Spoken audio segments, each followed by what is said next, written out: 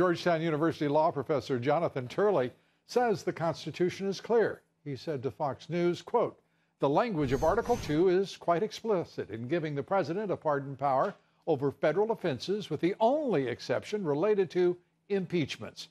Donald Trump can certainly make a good faith textual case for the right to self-pardon." Our first guest tonight to discuss the explosive report on the FBI investigation into Russia collusion, the agency appearing to have violated its own rules when using informants before a formal investigation was ever launched. Joining us here tonight, John Solomon, opinion contributor for The Hill. It is great to have you with us, John.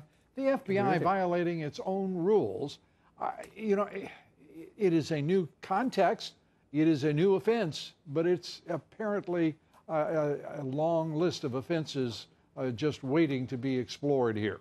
Well, the Bureau has had a great history of solving a lot of great crimes. It's also had a history of some black eyes at different times in our country.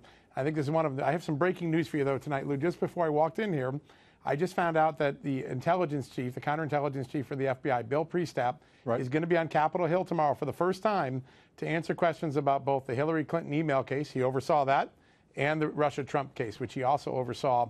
He was Peter Strzok's boss, so he was the guy that oversaw the guy with all the text messages. And I think tomorrow's going to be a pivotal day. I think Congress is going to learn a lot of new information tomorrow during these interviews. And the implication that you're making, it seems, or at least the inference I'm drawing, is that he is going to be speaking candidly about his employer, the FBI, and those who were running the agency during that period.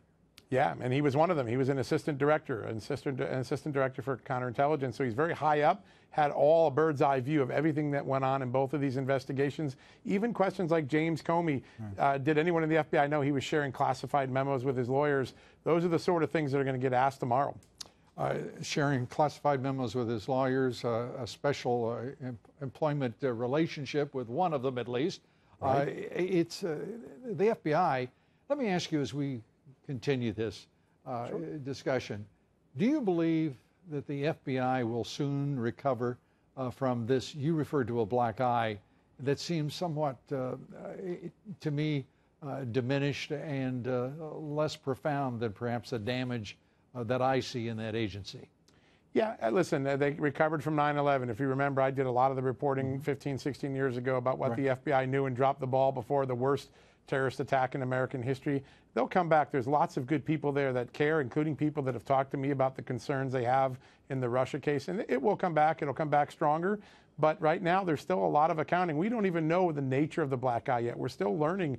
We know that there was some actions by these informants before there was a formal investigation. We don't know whether they were controlled or not. So until we get all the facts in place, I don't think the FBI can, one, address what it did wrong and try to correct what it did wrong until we know everything on the table. Transparency has always been one of the Bureau's toughest issues.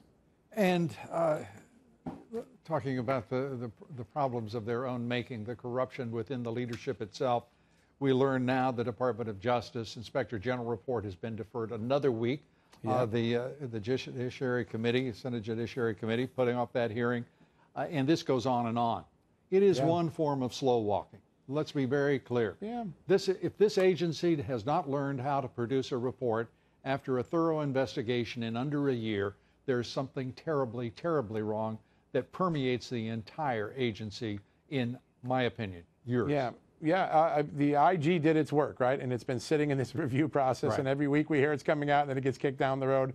Not uncommon when there's a lot of classified information. People are going to be arguing over what can be released publicly, what needs to remain redacted. But I do expect that it's going to come out. I know it's more than 400 pages. That means there's a lot to talk about James Comey if there's 400 pages in that report. Absolutely. And, speaking of slow walking, the expression is synonymous with Rod Rosenstein and the leaders at the Department of Justice. We don't even mention Jeff Sessions' name anymore because he's not even a titular head. He is a specter in the halls of justice. Your thoughts about Rosenstein and the ways in which Congress can once again assert its oversight responsibilities, and they are responsibilities laid out in the authorities of the Constitution, but they are fundamentally responsibilities. Yeah, listen, I talk to a lot of people in the Justice Department, even people that like Rod Rosenstein, and here's one thing they say: he's clearly a witness. If Bob Mueller is investigating obstruction, the president firing Comey, even though he had the right to do so, if he's investigating that, Rod Rosenstein wrote the memo, he has to be a witness. How could a witness with a conflict of interest still be in charge of the investigation? That's one of the issues when I talk to my sources in the Bureau, comes up all the time. And let me ask you this as we wrap up here, because you and I have not talked about this. I'd like to get a sense from you. What would happen if Mitch McConnell and Paul Ryan and others in the Republican Party stood up and said to the special counsel and to the country, this is over. This special counsel is done. Almost a year investigation by the FBI of the ghost-like suggestion of collusion on the part of this administration, when everything that has been turned up in the investigation by first the FBI, then the special counsel investigation for more than a year now that has supplanted that, and for whom the FBI investigation was a foundation, nothing has been turned up that suggests anything but Democratic collusion, Democratic crimes of corruption within the leadership of the FBI and the Justice Department. Not a single mention of President Trump. We're in the 500th day of President Trump's presidency, and there's still not a public piece of evidence that says there was collusion. I think something important is going to happen soon. I think when this IG report comes out, if it lays out the wrongdoing or mistakes that James Comey made at the FBI, it's going to affirm the president and, quite frankly, Rod Rosenstein's memo, the decision to fire Comey. And that's going to make it look a lot less like obstruction and much more like a personnel performance issue. And I think that's going to be something that changes the dialogue. I'd keep an eye on that. I think this thing is actually winding down on some fronts. You look at the questions that the president's lawyers were given, not a single one about collusion with Russia. Right. That's a sign that Bob Mueller doesn't think there's much there. Well, in that, Bob Mueller joins I believe, the vast majority of Americans at this point. John, we thank you for being with us as always. Thank you very much. Lou.